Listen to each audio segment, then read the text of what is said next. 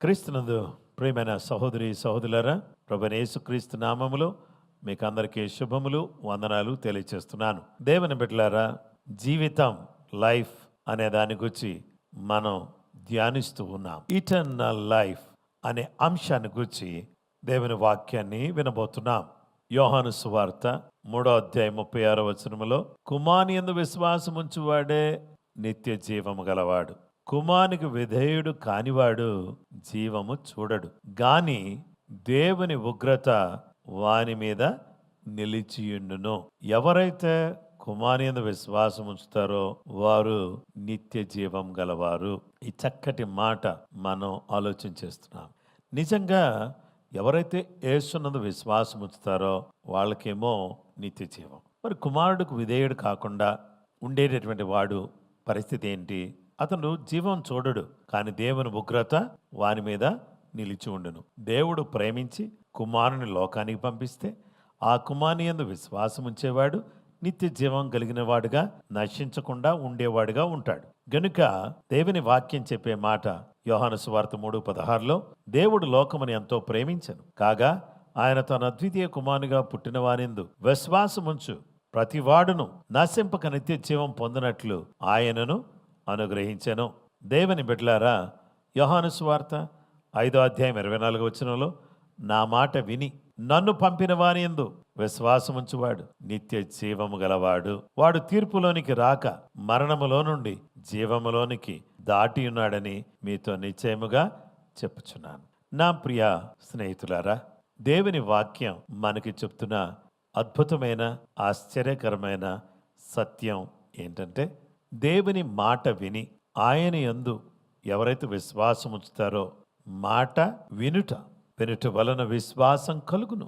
దేవుని మాటలు వినడం మొదటి విషయం. రెండవది విశ్వాసం ఉంచడం, వినుట విశ్వసించుట అనేది మనల్ని జీవములోనికి, నిత్య జీవములోనికి నడిపిస్తుంది. నిత్య జీవములోనికి వెళ్ళిన వాడు మరణములో నుండి జీవములోనికి దాటి వెళ్ళిపోతాడు. గనుక దేవుని వాక్యములో మనం చూస్తే తీర్పులో నుంచి మనల్ని దేవుడు జీవములోనికి దాటిస్తున్నాడు. చూసారా?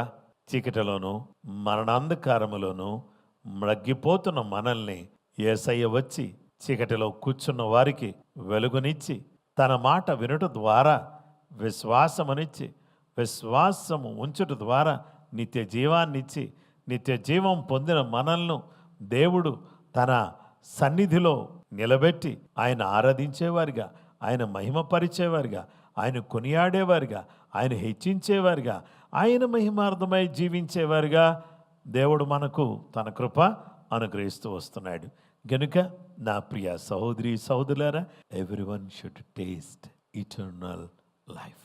How it is possible, how it is possible. ఇది ఎలా సాధ్యం అని అంటే, యేసు మాట వినుట ద్వారా, విశ్వసించుట ద్వారా నిత్య జీవం కలిగిన వారుగా జీవించి ఈ జీవితాన్ని సార్థకం చేసుకోవాలి. ఒక ఆయన అన్నాడు, ఏం లాభమయ్యా, కాకిలాగా కలకాలం బ్రతికేదానికంటే హంసలాగా 6 నెలలు బ్రతికితే మంచిది అన్నాడు. అంటే కాకిలాగా పాపములో జీవిస్తూ బతికేదానికంటే హంసలాగా, అనగా దేవుని బిడ్డగా కొన్ని రోజులు బ్రతికిన ఆ జీవితం విలువైంది. మరొక ఆయన ఏమన్నాడంటే, సార్, ఏనుగు చచ్చిన వెయ్యే, బ్రతికిన వెయ్యే అన్నాడు.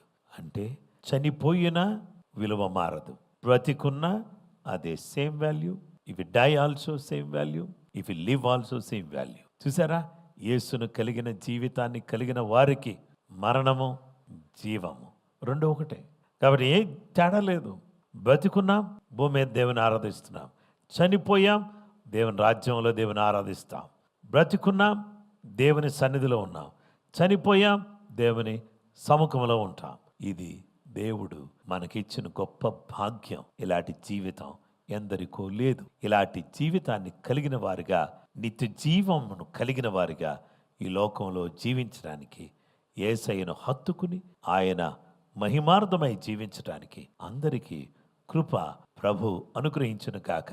ఈ వాక్యాన్ని వింటున్న ప్రతి వారు కూడా దైవికంగా యేసయ్యను పోలిన జీవితాన్ని కలిగిన వారిగా జీవిస్తూ సదాకాలం దేవుని మహిమార్థమై జీవించడానికి కృప అందరికీ తోడైనను కాక.